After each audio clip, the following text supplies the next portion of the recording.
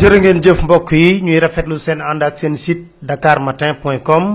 comme niñ koy defee ay bés bu nekk ñëw rek fas yéene leen dégtal li nga xam ne moo di seen chronique di ko tàmbalee di sant yàlla bu baax a baax ndax chronique bii ñu mujjee yëkkati woon nañ ci ay kàddu jëmale ko ci ARMP rëq-rëq yi fa am ba ñu ragaloon génne li nga xam ne moo di rapport yi duñ ne ñun ñoo tax ñoom ñu génn rapport yi waaye comme rapport yi génn na dañ ciy sant yàlla bu baax a baax ndax loolu mooy seen wareef ñoom dañ leen fi samp ngir ñuy saytul askan bi seen alal ci wàllu marché public nan la ko kilifa yi di utiliser may fàttali ne bu nekkee ne budget Sénégal mi ngi ci 3000 milliards et poussière marché public lu toll ci 2000 milliards mi ngi ci kon jaadu na kuréel gu mel noonu bañ a nasax ni OFNAC def OFNAC ba léegi ñi ngi xaar Seynabou Ndiaye Diakhaté mu génne suñu rapport may wax rek ne est-ce que ña fa nekk di fayeeku weer wu nekk 3,5 millions te liggéey nun dara askan wi lekk ñu riba dellu si waat ci ARMP ndaxte nag kii di Saër Niang ma fa nekk te mandaam jeex bu yàgg a yàgg yëkkati na ay kàddu jox na moom du carriériste soxlawu foo toog waaye dafa toogandi parce que ARMP dafa war a changer nekk kuréel gu ñuy tuddee autorité de régulation de la commande publique liggéey boobu moo tax mu toogandi fii dañuy ruux ñenn ñi pour ñuy wax rek xamuñu lu ñuy wax ma koy fàttali ne bés biñ tuddee mbiru ARMP ba mu xëyee suba caméra yi nekk ARMP yëpp da ko defaraat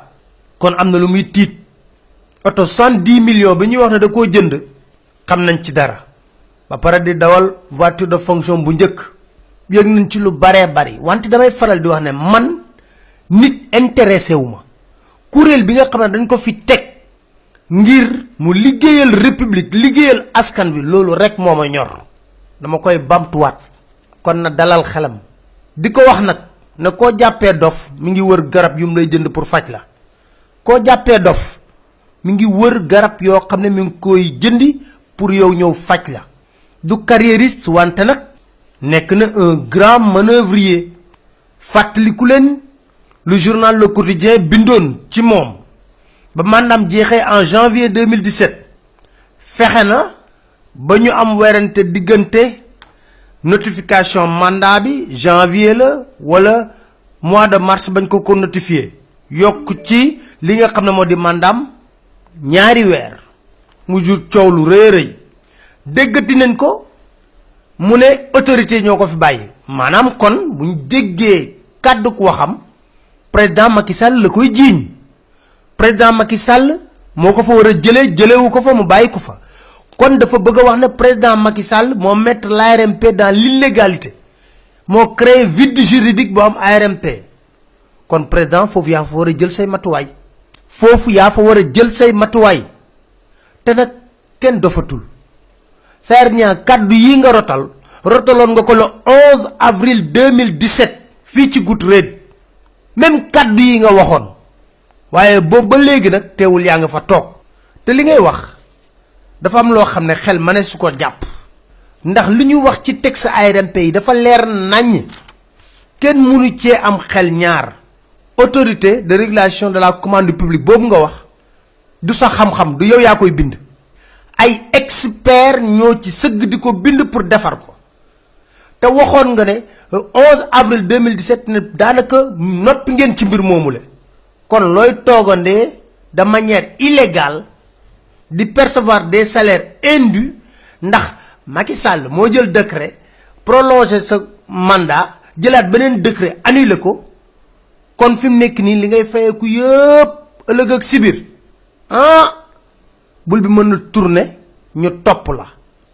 la nak ngir lañ fa jëlé yépp nga delloo ko waxaluma nak pasaré alalu ARMP bi nga nekké fu ne nga jënd kër parce que xaalis bi bari na sa bët te kër go jënd dafa am commission 5%. donc lu bari xam nañ ko kër gi nek wete LGM bokor Samba Dié bëggon na ko jënd 300 millions lan dañ wax waye danaka ñi ngi dégg ne ay genn wal milliard nga ko jëndé kër gi nga def irmap fele ci wone mosquée divinité appartement bi di fi affecté ay 2 personnes 3 personnes te yaqum xaliss be bari say beut kon président de la république mo wara jël ay responsabilités jëlé la fa comme mom nga né mom mo mettre l'ARMP dans cette situation parce que yow do carriériste bu go ci dara bu la fa jëlé suba nga dem xey def lenen kon président Macky Sall li man nañu wax na jaadul te yang koy baybayal diko xol rax ci dolli ser xam nañ lu bari dañoo waxul rek bëggon nga un 3e mandat bana conseil bi bu nekké dañoo am jafé pour un remplaçant ñu xol du ñuy def pour 3e conseil bi ne la muk lolou du fi amé parce que texte yi dafa lèr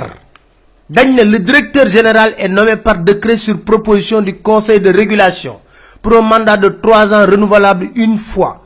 en cas de vacance du poste de DG pour cause de décès, de démission ou d'empêchement définitif et en attendant la nomination d'un nouveau DG par l'autorité compétente, le conseil de régulation prend toutes les dispositions nécessaires pour assurer la bonne marche de l'ARMP en désignant un intérimaire choisi parmi les directeurs techniques de l'organe visé à l'article 31 du présent décret. Lerna nagne ta mandat bu jexé comme Youssouf Sakho da nga fay joggé conseil bi jël ben intérimaire té li am ba dess moy ki la war remplacer xam nañ ko bu baaxa baax ñom état bi xam nañ ko bu baaxa baax la ca biir nak jotagul pour ñu dugg ci di ci wax yow ya gëna xamato ne texte yi loolu la wax waye artifice bu ñu trouver moy del fi bayniku en attendant ñu défar autorité de régulation de la commande publique naxé mbay la du deug li waref moy nga joggé fa waye comme genn nañu rapport ARMP nak président am nga lo waxone ñu déglu la. La lutte contre la corruption et la concussion me tiennent particulièrement à cœur. À tous ceux qui assument une part de responsabilité dans la gestion des deniers publics, je tiens à préciser que je ne protégerai personne. Je dis bien personne. J'engage fermement le gouvernement à ne point déroger à cette règle. Je ne protégerai personne. Ya ko waxone de. Yow ya ko waxone. Rapport nak tejeul nit kasso. Dañ ko yobbu ci justice mu léral. Ñu xol mu léral bu baaxa baax. Ñun dina am liggéey bu leen ci defal. Di tambali jeudi inshallah. Rapport yépp dañ ko jël benn par benn teunkel leen ci ko ci wolof ngeen xam lan mo nekk ci biir rapport yoyu. Ma ñew nak ci benen mbir bu doy war scandale bu réré bu réré fan yi ci ginaaw dégg ngeen ne amna benn société bu tuddu Fond Roche bu nara jox Sénégal 50 000 lampadaires ci contrat bo xamné 87 millions d'euros la ci CFA tollu 57 milliards 68 millions 259 000 francs CFA. Fond Roche wara jox Sénégal ñu ne mo gagné marché bi 50 000 lampadaires contrat bi di 87 millions d'euros francs CFA di 57 milliards 68 millions 259 000 francs CFA. Manam dal buñ ko teunké ba teunk ko lampadaire bu ne 1 million le fassiyene jar. Scandale nak bu reuy mo am ci marché bobu tay ma bennal len ko. Fond Roche bobu di société française li ci doy war modi mbir mi nek ton sax appel d'offres. Dafa nekkone consultation sur la base des entreprises qui avaient fait des offres spontanées. Plus précisément, consultation 39 entreprises lañ waxone. Ñom ñoo defone ay offres spontanées. Doon appel d'offres. Waye dafa am lobbying bu doy war bu jiggi dayo bu am ci mbiru dossier bobu de scandale. ndax Fonroche bi ñuy tudd société française ne moo gagné marché bi li ci gën a garaaw moo di Fonroche dañ ko éliminer woon ci shortlist bi maanaam ba ñuy xool di xool ci entreprise yi defoon offre spontanée Fonroche boobu dañ ko ci génne woon seppi ko sànni ko fële jël juróomi entreprise ñi ciy laaj ci loolu ñu ngi wax ne Sénac def na lobbying mooy li ma la doon wax rek mbiru tubaab la ma leen doon wax ci autoroute à péage beeg Total. Ambassade France def lobbying lan moo ciy rôlu Djibi Ndiaye DG ANER ak Amadou Moussa Seck directeur des programmes de ANER ak État Sénégal lu tax Fonroche société française boobu ba ñu limee ba xool offre ñu am yépp dañ ko ci seppi sànni fële ne mënu koo def ñëpp di xaar kan moo ko war a gañe ñu jëkk ba si yàgg rek ñu jox marché bi Fonroche tey nag suñuy wax ñun dañuy mi wax ne ay est-ce que loolu am na marché bi le 13 juillet 2016 lettre boo xam ne c'est une lettre confidentielle lay tudd parce que dëkk bi dafa am ay patriote yoo xam ne ñi ngi liggéey ci biir yenn services yi mais yenn mbir yi da leen di jaaxal damay wax ne bañ joxee à la direction générale de la comptabilité publique et du trésor directeur général bu trésor public moom ci boppam le 13 juillet 2016 benn lettre boo xam ne numéro bi 00511 objet offre spontanée reçue dans le cadre du projet d'installation de 50 000 lampadaires solaires dafa bind lettre ministre de l'économie des finances et du plan lettre bi lay lire pour wax leen ne Fonroche bokkutoon sax ci shortlist bi daf ko bind ci lettre bi moom ministre de l'économie et des finances par lettre rappelée en référence vous m'avez transmis pour avis et observation 5 offres spontanées retenues par le ministère de l'énergie et du développement des énergies renouvelables dans le cadre de l'instruction du projet visé en objet. Il s'agit des offres des sociétés Shenzhen Sed Industry Co, EOS Group, Gissemel Tri, KDC Énergie, AEC, Microplus Germany et Impex. Maanaam juróomi offre yooyu leen retenir déggu leen fi Fonroche de déggu leen fi Fonroche benn yoon mu ne ko il s'agit des offres des sociétés Shenzhen Sed Industry Co, EOS Group, Gissemel Tri, KDC Énergie, AECA Microplus Germany et Impex SPA, avec comme partenaires financiers respectivement China Construction Bank, Bank of America, Merrill Lynch ou BBVA, KFV BOAD, BMCE Bank ou BBVA ou Nomura ou Makar loolu yépp ci lettre bi mu bind ko mu ne ko monsieur le ministre de l'économie et des finances après examen je vous fais tenir 6 juin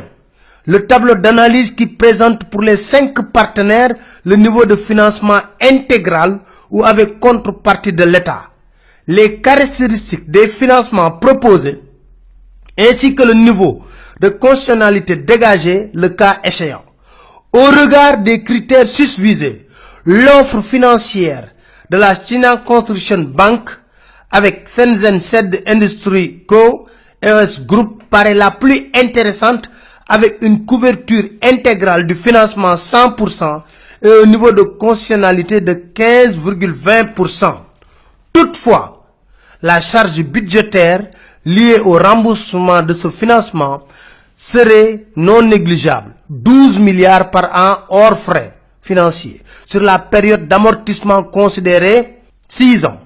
il serait donc indiqué au cas où Sed EOS Group serait retenu de négocier une durée de remboursement plus allongée, une durée de 10 ans après un différé de 3 ans période d'installation ramènerait la charge à 7,2 milliards de francs CFA. Le financement direct proposé par KfW,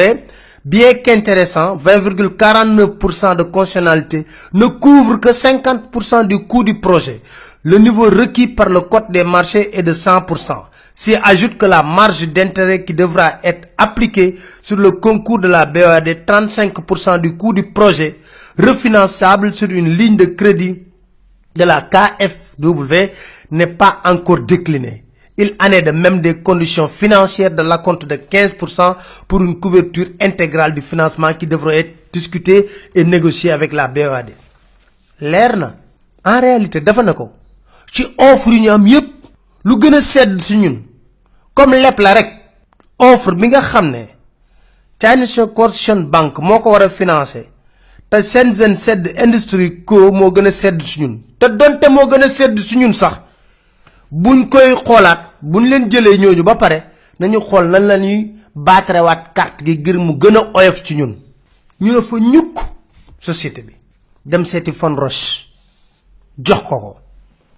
marché 87 millions d'euros 57 milliards 68 millions 259 000 francs CFA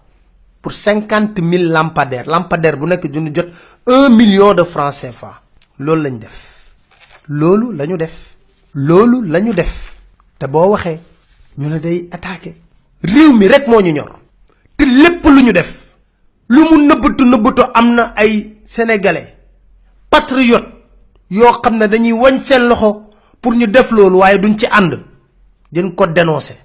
beneen mbir bi dégg ngeen Birahim Seck mu ne caisse de dépôt de consignation bu Aliou Sall dafa nekk hors la loi tojaange bu rëy a rëy la ñu def. dernière assemblée nationale bi wax ma bu bees bi de laata muy dem xawma ndax dañoo nasoon booba ne comme après Aliou Sall lañ jox caisse de dépôt de consignation ñu leeralal ko mbir ba mu leer nañ dégg naa sax Seer ñaa di ko jàppale te ci biir conseil foofu nit ñaa ngi xataraayu na lii jaaduwul xam nga luñ def dama ne exposé des motifs bu loi bi laa yor suñ bëggee ma lire ko mais day gudd. Loi fixant les règles d'organisation de fonctionnement d'un établissement public à statut spécial dénommé caisse de dépôt et consignation. lu leen neex lañ ci def yóbbu ko assemblée nationale ñu votel leen ko balaa assemblée nationale bi di tas ñuy dem ci élection législative. mais li ci garaaw moo di dañoo dem ba article 34 laa la wax de article 34 bi ñu seppi caisse de dépôt de consignation ci lépp lu doon ci appel d'offre ci li muy jëfandikoo agence boo xam ne ci xayma ñi ngi wax ne mi ngi yor 200 milliards ñu ne ko lépp looy def ci marché bu la neexee nga mën a bañ a jaar ci code des marchés publics kenn mënu koo weddi ci loi bi article 34 laa leen liiral lan lañ ko votel article 34 dañ ne ko yow caisse de dépôt et de consignation les règles de passation des marchés de la caisse de dépôt et consignation sont fixées dans un manuel de procédure qui détermine les règles applicables aux marchés conclus. Le manuel de procédure et tout amendement y afférent ne sont applicables qu'après approbation de la commission de surveillance. Les règles de passation des marchés conclus par les filiales dans lesquelles la caisse des dépôts et consignations détient au moins 51% du capital social sont également fixées dans un manuel de procédure qui détermine les règles applicables aux marchés conclus. Le manuel de procédure et tout amendement y afférent ne sont applicables qu'après approbation du conseil d'administration des dites filiales. Lolu lañu def. Lolu lañu def. Mom lañu votel ki nga xamné modi Aliou Sall. Nous avons voté le 15 juillet 2017 à Dakar, signé par Macky Sall et par Mohamed Boun Abdallah Dionne. Madame caisse de dépôt de consignation, may nañ ko marché mieux mu bonne respecter code de passation des marchés publics. Lolu lañu def ci agence bo xamné danaka tu tollu ci 200 milliards yor nga ko ci ay copar. Kon nek na lu jiggi dayo. Lu doy waar loo xam ne bu ñuy wax affaire gouvernance sobre et vertueuse suñ xel day tey lool te nag ma bamtuwaat ko koo jàppee dof moom saa bu yeewoo suba teel mi ngi sol dàllam di wër garab yum la fajee koo jàppee dof saa bu yeewoo suba teel mi ngi wër garab yum la faje di wax rek pour jeexal benn mbir waaye dëj yi nañuy respecté ñi génn àddina bàyyi di ko politiquer sama benn xarit nee na ma politicien yi bëgg a transhumé de xanaa dañuy ñaan yàlla am mbokk mu wàññeeku ba président Macky Sall ñëw fa kobas leen ñu daw duggi xanaa loolu la ñuy ñaan yàlla léegi loolu doy na waar lool moonte président Macky Sall am na lum ñu jàngaloon ba muy wut ñu jeexalee ko déglu ko leen sant di leen gërëm leen dig daje seen beneen chronique seen site dakarmatin.com inchallah. Cette politique de ruine nationale, il faut y mettre un terme. Il faut y mettre un terme. Pesum kanam borom moo koy fayul boppam moo koy fajal boppam. Crime bi gën a rëy mooy la perversion des mœurs au point que képp kuy gor ñu jéem a yàq sa ngor jéem la jaay wala jënd la nga am njëg. dañu ne xar yi nekk ci daral ba ak ganaar yi nekk marché ñoo am njëg waaye nit warul am njëg. surtout nag bu fekkee ki jiite réew mi mooy doxal loolu. kon il faut ñu jóg taxaw. jóg taxaw xare ni mag ñi daan xeexee démb. xeex bi mooy fulla ak fayda mooy citoyenneté. xeex bi mooy am carte d'électeur am carte nationale d'identité. xeex bi mooy exercer sa citoyenneté le moment venu nga ne y en a assez kii duñu ko woteel ñu woteel ki ñu yaakaar wala ki ñu bëgg mu falu.